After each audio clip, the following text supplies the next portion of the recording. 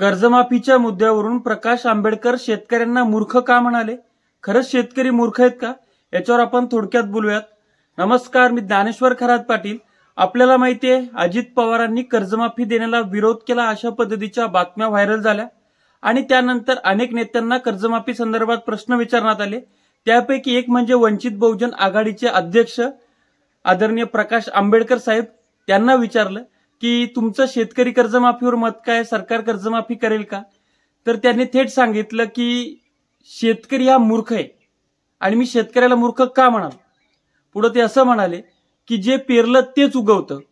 शेतकऱ्यांना जे सरकार कर्जमाफी देऊ शकत नाही अशा सरकारला सत्तेवर आणलेलं आहे, म्हणून मी शेतकऱ्याला त्या ठिकाणी मूर्ख म्हणतो. आणि त्यांच्या गोष्टीमध्ये किंवा त्यांच्या वक्तव्यामध्ये तथ्य सुद्धा आहे की आधी महायुतीचं सरकार सत्तेवर होतं 2-2.5 वर्ष. त्या दरम्यान सुद्धा शेतकऱ्याची परिस्थिती हलाखीची होती. त्या दरम्यान शेतकऱ्याची मागणी होती की आम्हाला कर्जमाफी करावी. त्यांच्या हातात सरकार होतं तरी सुद्धा त्यांनी कर्जमाफी केली नव्हती. त्यामुळे प्रकाश आंबेडकर साहेबांचं म्हणणं असं होतं की शेतकऱ्यांना पलटी द्यायला पाहिजे होती, परंतु दुर्दैवानं जे कर्जमाफी करणार नाही तेच सत्तेमध्ये आणले आणि म्हणून मी शेतकऱ्यांना त्या ठिकाणी मूर्ख म्हणतो. अशा पद्धतीचं वक्तव्य प्रकाश आंबेडकर साहेबांनी केलं.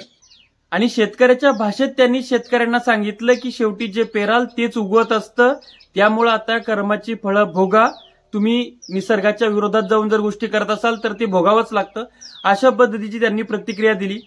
आता त्यांनी शेतकऱ्यांना मूर्ख म्हणणं हे काय मला पटणारं नाहीये, परंतु खऱ्या अर्थानं जर आपण बघायला गेलं तर शेतकऱ्यांचे उमेदवार त्यांच्या मागे शेतकरी नाही.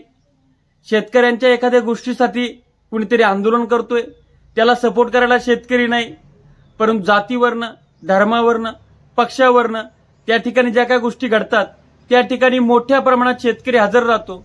आणि म्हणजे काय माहितीये का, भारतामध्ये वेड्यात काढण्याची कला ज्याच्याकडे असते ना त्याला पैसा कमवता येतो, अशी सध्याची परिस्थिती आहे. आणि सध्या बाकी सगळे व्यवस्थित आहेत. वेड्यात काढण्याचं एकच खूप मोठा समाज आहे, तो म्हणजे शेतकरी. कोणी येतंय त्याला गंडवतंय, त्याला फसवतंय, स्वतःची पोळी भाजून घेतंय. अगदी तशाच पद्धतीनं चाललंय. परंतु आता जरतरच्या गोष्टीला अर्थ नाही. सरकार तर आपण आणलेलं आहे, त्याच्यामध्ये आता भाजपकडनंच आपल्याला अपेक्षा करावं लागणार आहेत. विरोधकांकडनं आपल्या ह्याच अपेक्षा असणार आहेत की त्यांनी फक्त आता ते मुद्दे उचलून धरावेत, आंदोलन करावेत आणि शेतकऱ्यांनी किमान स्वतःच्या न्याय हक्कासाठी तरी रस्त्यावर उतरावं, स्वतःच्या न्याय हक्कासाठी तरी समोर यावं. ते सुद्धा ते येत नाहीत. मग आपली हाल कोण खाणार? असं सगळं आहे. व्हिडिओ करण्याचा हेतू हा आहे की तुम्ही कुठल्याही पक्षाचे, जातीचे, धर्माचे कुठेही असा, तुमच्यावर अन्याय झाला असेल तर तो अन्याय निवारण्यासाठी, न्याय मिळवण्यासाठी सगळ्यांनी एकत्र या, लढा. नंतर कोणाला मतदान करायचं ते करा, पण तुमच्यासाठी तर एक व्हा. बोलायला तयार नाही. मागे एका तहसीलमध्ये मी आंदोलन करण्यासाठी बसलो होतो. जे ओळखी पाळखीचे लोक होते ते 100 मीटर अंतरावून जात होते की याच्या जवळून गेलो तर हा आपल्याला बोलवेल, याच्या जवळ आपल्याला बसावं लागेल आणि आपल्यावर पण केसेस होतील. असली मानसिकता आहे. त्याच्यामुळे दिवस वाईट आहेत.